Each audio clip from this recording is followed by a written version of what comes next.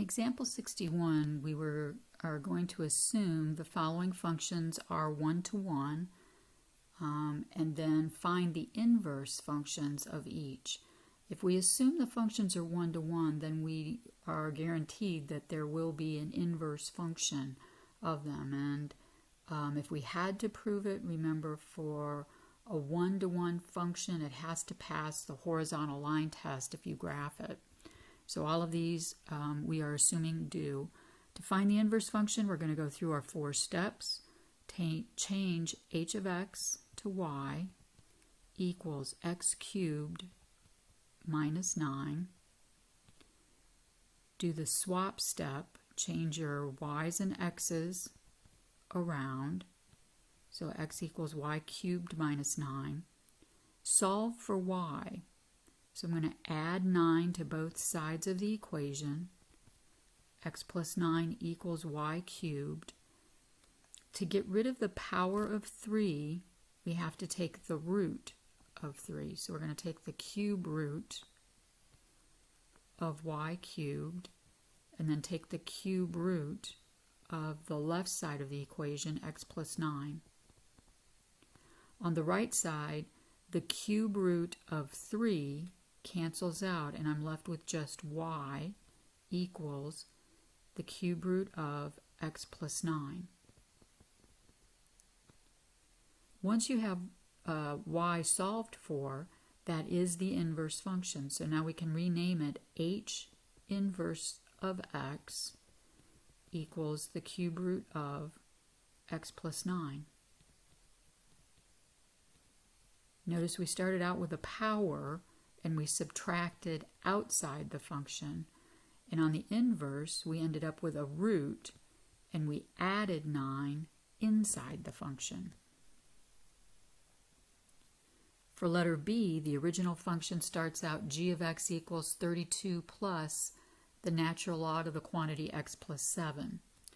We go through the same 4 steps, change g of x to y, so y equals 32 plus natural log of x plus 7. Swap your x's and your y's. X equals 32 plus natural log of y plus 7. Now start solving for the y term. So the first thing I need to do is get rid of the 32.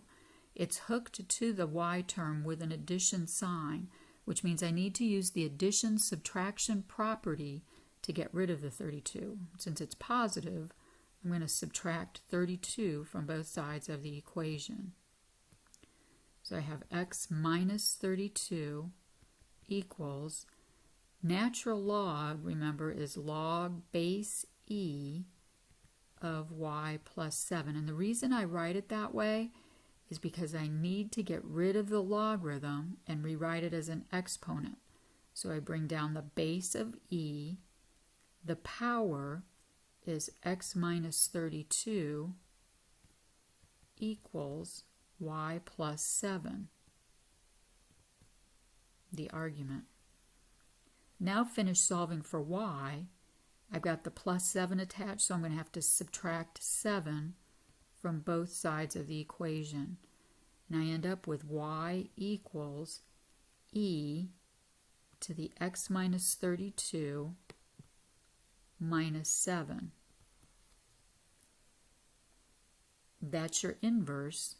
So now we started with g of x, so we're going to have g inverse of x equals e raised to the x minus 32 minus 7. Notice how these are related as well. The 32 was on the outside of the function, now the 32 is on the inside of the function. The plus 7 was inside the natural log, now the minus 7 is outside the exponential. So it's kind of a yin-yang thing going on there. Last one, letter C here. Change f of x to y. So we have y equals 2 over x and then plus 7. swap out your x's and your y's, and now solve for the term that has the y in it. So get it by itself, subtract 7 from both sides of the equation.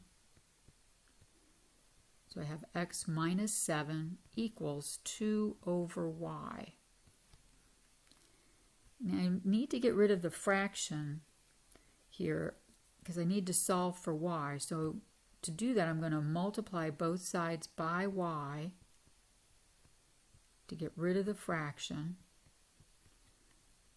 So I have y times the quantity x minus 7 equals 2. Now, normally we'd say use the distributive property, but I don't want to do that because I'm going to create more y's, and I only want one y. I need to unhook the y that's hooked by multiplication to the x minus 7. So I'm going to divide off by x minus 7 to both sides of the equation. On the left, it cancels out, and I'm left with just y equals 2 over the quantity x minus 7. My inverse now is f inverse of x equals 2 over the quantity x minus 7. And that's your inverse.